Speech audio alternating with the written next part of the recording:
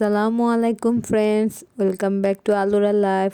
তোমরা সবাই কেমন আছো? আশা করি তোমরা সবাই ভালো আছো। আল্লাহর রহমতে আমরা সবাই ভালো আছি। আজকে কিছু জিনিসের রিভিউ দিয়ে আমি আমার ভিডিওটি শুরু করছি। আশা করি তোমাদের কাছে ভালো লাগবে। প্রতিদিন আদিয়ানকে স্কুল থেকে আনার সময় একটা সিরামিক্সের ভ্যান দেখা যায়, ওখানে সিরামিক্সের অনেক কিছু পাওয়া যায়। তো প্রায় ভাবি যে চিন্তা করে নামবো, বাট নামা হয় না। বাট আজকে নেমেছিলাম আর কিছু জিনিস কিনেছি, তো ভাবলাম তোমাদের সাথে একটু শেয়ার করি।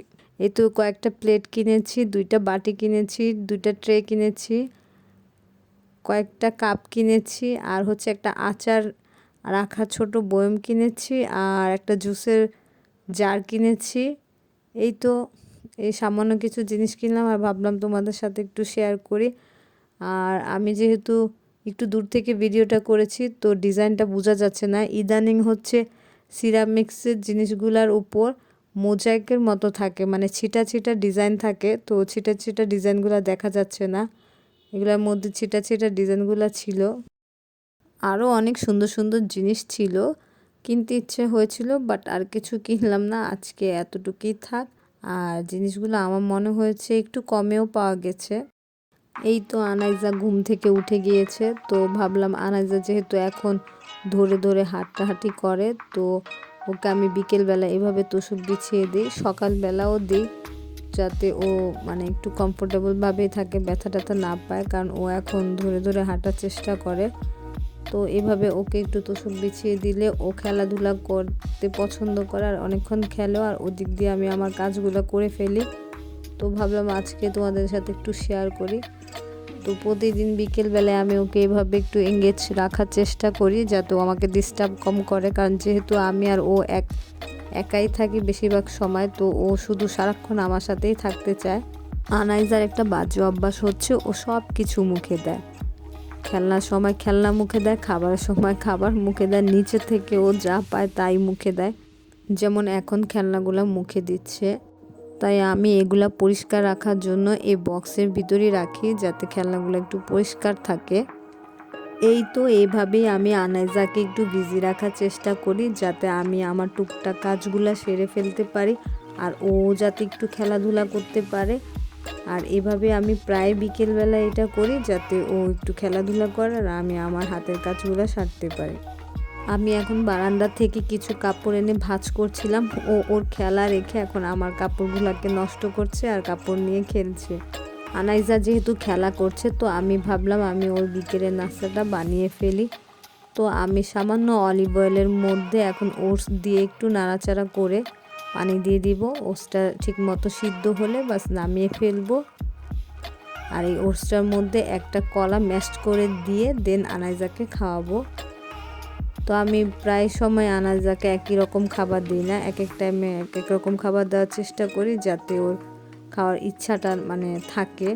দেখা যায় যে একই রকম খাবার মানে কয়েকবার বারবার দিলে বাচ্চারা নিতে চায় না।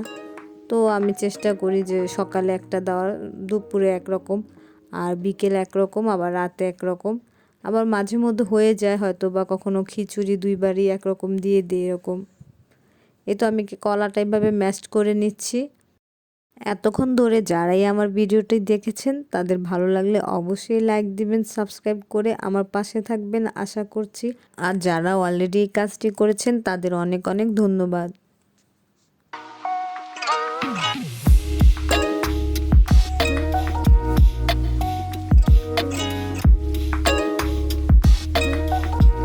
এই তো আমার কলা ম্যাশড করা শেষ। এখন আনাইজা যতটুকু খেতে পারবে আমি ততটুকু ওটস নিয়ে নিচ্ছি, আর সাথে কলাটা মিশাবো, দেন আনাইজাকে খাওয়াবো। তো এটা একটা ভালো স্বাস্থ্যসম্মত খাবার, আপনারাও চাইলে আপনাদের বাচ্চাদেরকে দিতে পারেন। তবে সব বাচ্চা তো আর একরকম হবে না, কেউ হয়তো বা পছন্দ করবে, আবার কেউ করবে না।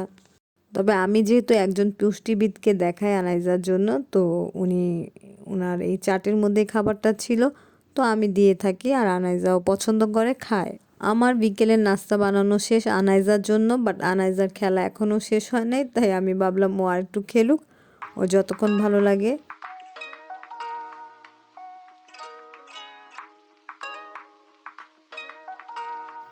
এই তো আনাইজা খেলা শেষ হয়েছে, তাই আমি ওকে চেয়ারে বসিয়েছি, এখন ওকে খাওয়াবো। খাওয়ানোর যুদ্ধ শুরু করব, জানি না কতক্ষণ লাগবে। তো ওকে হচ্ছে এই চেয়ারে বসানোর পরে ও খায়, বাট ওর হাতে কিছু না কিছু দিতে হবে। তো আমি কিছু খেলনা দিয়ে ওকে খাওয়াই। ওটস আর কলার সাথে কেউ চাইলে দুধও মেশাতে পারেন, বাট আমি আজকে ওকে দুধ দেইনি। তো আমি আবার অনেক সময় মিশিয়ে দেই, তো তখন খাবারটা আরও হেলদি হয়ে যায়। এই ভিডিওটি আমি গত সপ্তাহে করেছিলাম, বাট গত সপ্তাহে ঢাকায় তেমন শীত ছিল না, বাট এই সপ্তাহে ঢাকায় এত শীত পড়েছে যে গত সপ্তাহে আমি আহনাইজাকে সোয়েটার পরাইনি, শুধু লম্বা প্যান্ট পরিয়েছিলাম।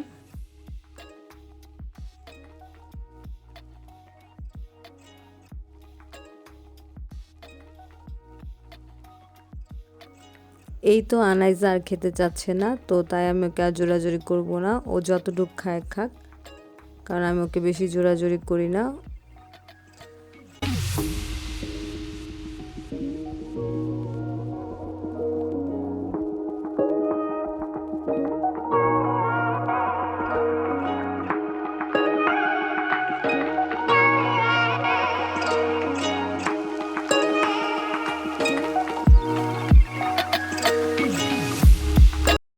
আজকে আদিয়ান আমাকে বলেছিল যে ও একটু তেহারি খেতে চায়, তো ভাবলাম যে অনেক দিন তেহারি রান্না করি না, তো আজকে একটু তেহারি রান্না করি। আনাইজা খাওয়া শেষ হলে আমি এখন একটু তেহারি রান্না করব আর তোমাদের সাথে শেয়ার করব। আমি এখানে 1.5 কেজির মতো গরুর মাংস নিয়ে নিয়েছিলাম, তো এর মধ্যে আমি একটু 2 কাপের মতো পেঁয়াজ দিয়ে দিচ্ছি।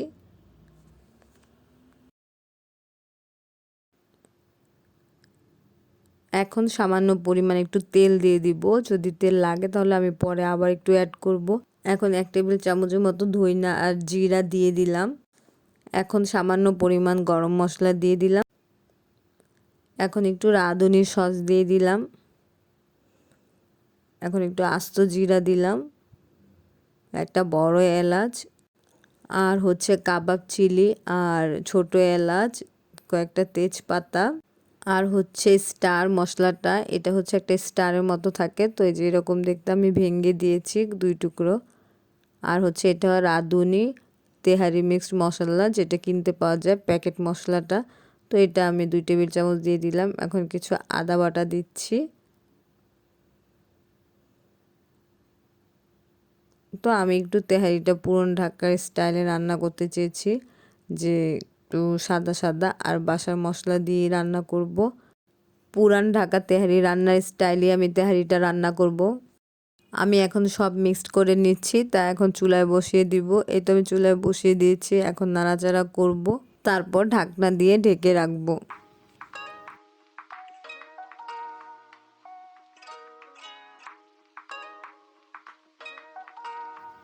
কিছুক্ষণ পরে আমি এর মধ্যে সামান্য পরিমাণ টক দই দিয়ে দিব আর কিছু কাঁচা মরিচ, আর আমি লবণটা স্কিপ করে গিয়েছি, তো লবণটা হচ্ছে যে যার স্বাদ অনুযায়ী দিয়ে নেবেন। তো এরপর আমি আবার ঢাকনা দিয়ে দিয়েছিলাম। প্রায় 30 মিনিট পরে আমি আবার ঢাকনাটা উঠিয়ে একটু নেড়েচেড়ে দিয়েছিলাম। আমি একটা মাংস পিস উঠিয়ে দেখছি যে কেমন সিদ্ধ হয়েছে, তো মাংসটা আরও কিছুক্ষণ সিদ্ধ হবে, তো আমি একটু কেওড়া জল দিয়ে দিচ্ছি। তো অনেকক্ষণ সিদ্ধ হওয়ার পরে আমি ঝোল থেকে মাংসটা উঠিয়ে নিচ্ছি। আমি এই স্টাইলের রান্নাটা আসলে একটি পুরান ঢাকা বাবুর্চির কাছ থেকে দেখেছিলাম। তো এই ঝোলের মধ্যে আমি এখন হচ্ছে চাল দিয়ে দিয়েছি। তারপর এখন একটু নেড়েচেড়ে আমি গরম পানি দিয়ে দিব। তো আমি পাশের চুলায় আগেই গরম পানি করে রেখেছিলাম। এই গরম পানিটা আসলে আমি কোনো মাপ অনুযায়ী দিই না, তো চাল থেকে 3 ইঞ্চি উপরে এরকম উপরে আমি পানিটা দিই। এখন আমি ঢাকনা দিয়ে কিছুক্ষণ ঢেকে দিব। তো আমি এর মধ্যে এখন একটু লবণ অ্যাড করছি। চালটা প্রায় 90% মতো সিদ্ধ হওয়ার পরে আমি এর মধ্যে মাংসগুলো দিয়ে দিব। এই তো আমার চালটা প্রায় 90% মতো সিদ্ধ হয়ে গেছে। এখন আমি এর মধ্যে মাংসটা দিয়ে প্রায় 10 মিনিটের জন্য দমে রেখে দিব।